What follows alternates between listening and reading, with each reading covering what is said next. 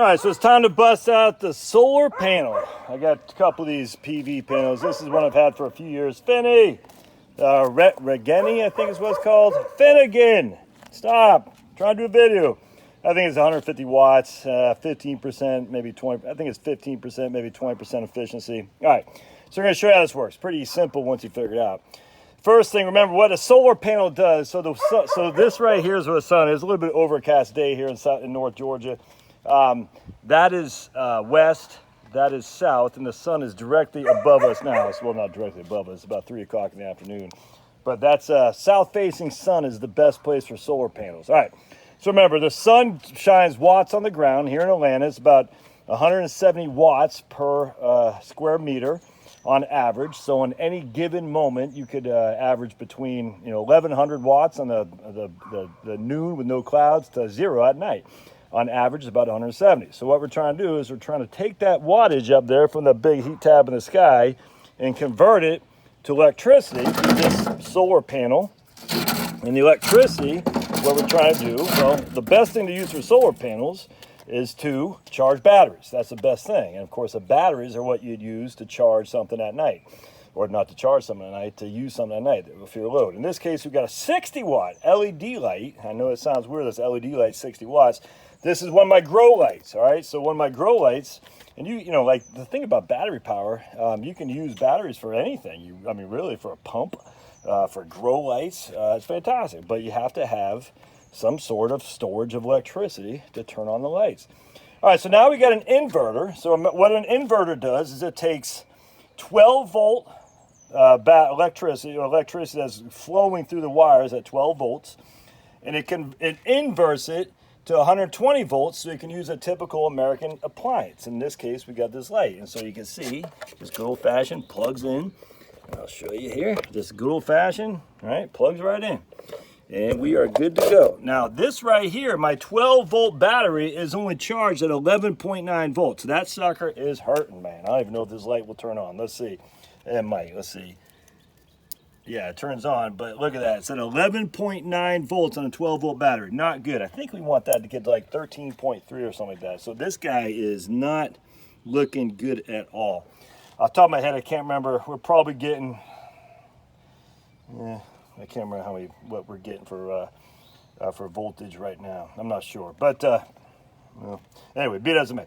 So what we're going to do, though, is we don't want that 11.9. That's not good. So now this is a deep cycle battery. Deep cycle means the depth of discharge, it can cycle a way low for depth of discharge. That means you don't have to worry about it going bad after just 50 deep cycle charges where it gets way down like 20% capacity. It won't go away. So they make it so it's sturdier for using it low, as opposed to like a boat battery. Not boat battery. A car battery. It's not decycle. A car battery, you want to make sure it starts. So there's a difference between a 12-volt car and a 12-volt deep cycle. And I know it enough to tell you, but I'm not all that familiar off the top of my head. I have to do some research on it. But just remember, deep cycle is what you're trying to do for solar panels, because you might need to cycle your battery way low, and you don't want it to go bad after 50 or 100 deep cycles. Whereas a car battery, because you don't cycle it very low, it's fine. The issue with the car battery is it needs a whole lot more juice on the front end to start that car. All right, so what we got to do is have this charge controller, all right, and this is what is hooked up to the battery that's going to charge the battery essentially and convert everything so it can flow appropriately. So what we're going to do is we're going to plug that guy in, negative to negative. And I just kind of jerry-rig these alligator clips, nothing fancy, positive to positive. You can see that guy has come on. And slowly, look at that, now we're up to 12.1. All right, so that was 11.9, 12.1. That'll come up a little bit higher here in just a second. Is at 12.4 a few minutes ago. So we're going to just charge that battery, and you can see a lot of ways for that battery to get charged, man. A lot of ways. Now let's turn the load on. So what we're going to do is we're going to turn this on. Now we're at 12.2. Turn the load on. And it goes down to 12.1. All right, but the light is charged. The light is working simply by this battery. All right, now the solar panel is charging the battery at 12.1 volts, as you can see there. So it's better than what it was before. In fact, let's just take this off real quick, and we'll see what happens. And now we're back to 11.9. Immediately, we're back to 11.9. We're going to put it back on, see what happens. and it should go back up, and the light is turned, yeah, it's connected 12.0 volts, so that's still pretty low. So I'm just going to turn this load off, and let's see what happens there at 12.1, 12.2. So the minute I turn that load off, it started getting more charge on the battery, 12.2 volts. Now look, am I an expert on this? Not by any stretch of the imagination. I know enough to how to do this, and I know enough that with solar, the point about solar is to charge batteries, man. So use your solar panels while the sun's out to get your batteries charged. Now, the best way, frankly, because it's so damn cheap, you charge your freaking batteries with a Schumacher battery charger just plugged into the wall. But this is kind of fun to use. Every now and again, I bust it out. You can see it's going. The battery, we got sealed acid battery right there, sealed. Seems like I have something else I want to say on that. But there you go, man. And so what we're hoping to get that, I think we want like a 13.3 if memory serves. Now we're at 12.3. And at some point, it'll show you the actual, I guess you can't, output power. It's going to show you how much charge this will be. I just off the top of my head, I can't remember. I got a charger to see where the battery is on terms of charge, but I just don't remember right now. And also, I don't remember what this is actually bringing in terms of how much volts and how much watts are actually finding its way into this right here.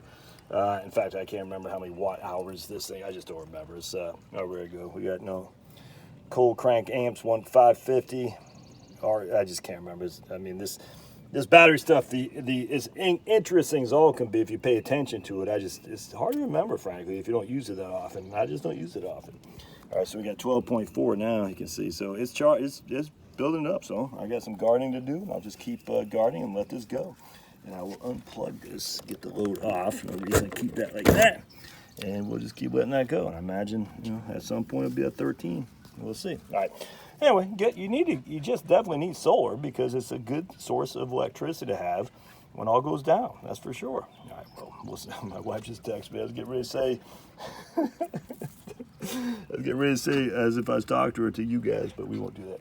And there's a little setup, and that's a poor man setup. All right, we'll see you.